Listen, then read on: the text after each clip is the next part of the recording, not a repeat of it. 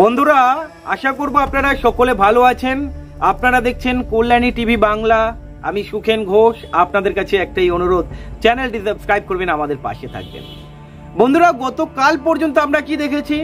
ISF নিজের জায়গায় stand নিয়েছিল একটা, যে 8টা কেন্দ্রে প্রার্থী দেবে এবং তালিকা ঘোষণা করে দিয়েছিল। অবশ্য কে কে প্রার্থী হবেন লিস্ট ঘোষণা করেননি। এবং গতকাল পর্যন্ত যতটা শোনা যাচ্ছিল, বাম আইএসএফ এর সমঝোতা সম্ভব নয়। যদি বাম আইএসএফ এর সমঝোতা না হয়, তাহলে কিন্তু কোথাও না কোথাও বেশ কয়েকটি কেন্দ্রে বিজেপি এবং তৃণমূল সুবিধা পেয়ে যাবে। সেটা আইএসএফও ভালো মতো জানে, বামেরাও ভালো মতো জানে, যার ফলে বামেরা সমঝোতা করতে চেয়েছিল। অন্যদিকে আইএসএফ কি বলছে? আমরা বারবার আলিমুদ্দিন স্ট্রিটে যাচ্ছি, সমঝোতা করার চেষ্টা করছি। যদি বামেরা এই সমঝোতা করতে না চায়, তাহলে আমরা কি করব? অন্যদিকে বামেরা কি বলছে?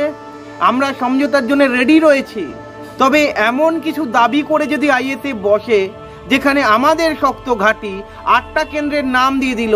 যাদবপুরে আমরা প্রার্থী ঘোষণা করেছি, যাদবপুরেও প্রার্থী দেবে আইএসএফ, মুর্শিদাবাদেও প্রার্থী দেবে, বসিরহাটেও প্রার্থী দেবে, তাহলে এই সমঝোতার কোনো মানে হয় না। জটলা পাকিয়ে গিয়েছিল। এই জটলা খুলবে কিনা সন্দেহ রয়েছে, কিন্তু একটা অংশের ধারণা, সূত্র মারফত যেই খবর পাচ্ছি, যাদবপুরে আইএসএফ কিন্তু বামেদেরকে ছেড়ে দিতে পারে। গতকাল পর্যন্ত আমরা কি শুনেছিলাম?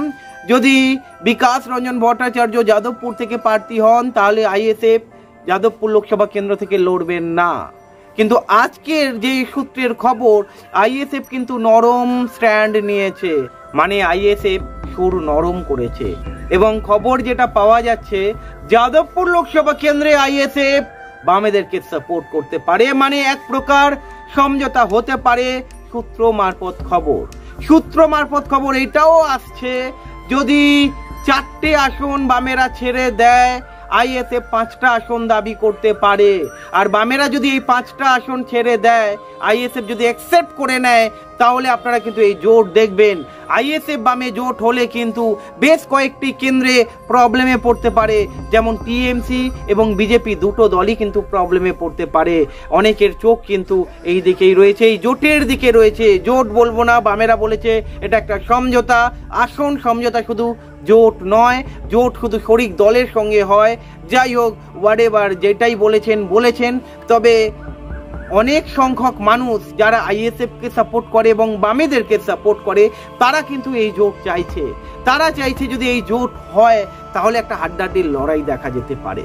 অন্যদিকে ডায়মন্ড হারবারে নওশাদ সিদ্দিকীর দাঁড়ানোর কথা ছিল, কিন্তু সূত্র মারফত যেটা খবর আসছে, এখানেও কিন্তু নরম সুর দেখাচ্ছে। ডায়মন্ড হারবারে দাঁড়াবে কি না নওশাদ সিদ্দিকী, একটা প্রশ্ন রয়ে যাচ্ছে। যদি নওশাদ সিদ্দিকী ডায়মন্ড হারবার থেকে না দাঁড়ায়, তাহলে কিন্তু বুঝতেই পাচ্ছেন, মিডিয়ার হাওয়া কিন্তু আর নওশাদ সিদ্দিকীর দল আইএসএফ পাবে না।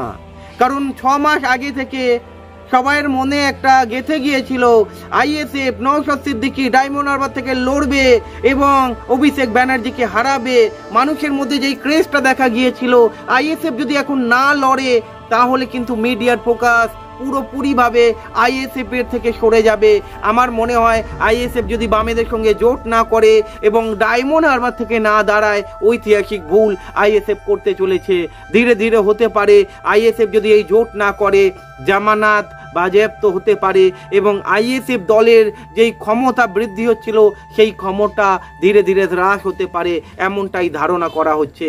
তবে সূত্র মারফত খবর যেটা পাওয়া যাচ্ছে, তেমনটা হবার সম্ভাবনা নেই বললেই চলে। কারণ একটা সূত্র দাবি করছে, ডায়মন্ড হারবার থেকেই আইএসএফ দাঁড়াবে, নওশাদ সিদ্দিকী দাঁড়াবে। এইদিকে শোনা যাচ্ছে নওশাদ সিদ্দিকী যাদবপুর থেকেও দাঁড়াতে পারে, এইদিকে শোনা যাচ্ছে নওশাদ সিদ্দিকী বসিরহাট থেকেও দাঁড়াতে পারে। কিন্তু আলটিমেটলি যদি সমঝোতা হয়, তাহলে কিন্তু নওশাদ সিদ্দিকী ডায়মন্ড হারবার থেকেই দাঁড়াবে। কারণ নওশাদ সিদ্দিকী বলেছিল, দল যদি অনুমোদন করে, এবং দল কিন্তু ডায়মন্ড হারবার থেকে লড়ার জন্য নওশাদ সিদ্দিকীকে পারমিশনও দিয়ে দিয়েছে। এবারে দেখার বিষয় নওশাদ সিদ্দিকী ডায়মন্ড হারবার থেকে লড়েন কিনা। একটা সূত্রে খবর যেটা পাওয়া যাচ্ছে, নওশাদ সিদ্দিকীর দল ভয় পাচ্ছে যদি ওখান থেকে হেরে যান উনি তাহলে একটা প্রেস্টিজের ম্যাটার। এবং আরেকটা সূত্রে খবর যেটা পাওয়া যাচ্ছে, এই খবরটা কোথাও না কোথাও আমারও অ্যাকসেপ্টেবল বলে মনে হয়নি। যদি ওখান থেকে জিতে যায়, মানে ডায়মন্ড হারবার কেন্দ্র থেকে জিতে যায়, তাহলে ভাঙড়ের কি হবে, এই এই এই কথাগুলো ঘোরাফেরা করছে।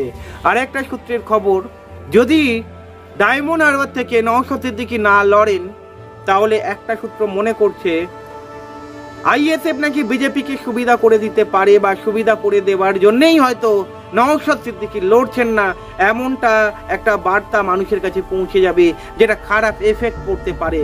দেখুন, এই সম্ভাবনা কিন্তু উড়িয়ে দেওয়া যায় না। অন্যান্য টিভি চ্যানেলও আপনারা দেখতে পাচ্ছেন একই জিনিস। সুতরাং মানুষ যেটা চাইছে নওশাদ সিদ্দিকী ডায়মন্ড হারবার থেকে লড়ুক, এরপরে দেখা যাক ডায়মন্ড হারবার থেকে উনি লড়েন কিনা, দেখা যাক বামেদের সঙ্গে সমঝোতায় আসে কিনা। সম্ভাবনা তো রয়েছে, 5টা আসনে লড়ার সম্ভাবনা রয়েছে, 8টার থেকে 5টায় নেমে আসতে পারে আইএসএফ। এবং বসিরহাট, যাদবপুর, বিভিন্ন জায়গায় বামেদেরকে সাপোর্ট করতে পারে আইএসএফ, এমনটাই খবর। এরপরে দেখা যাক কতদূর কি হয়।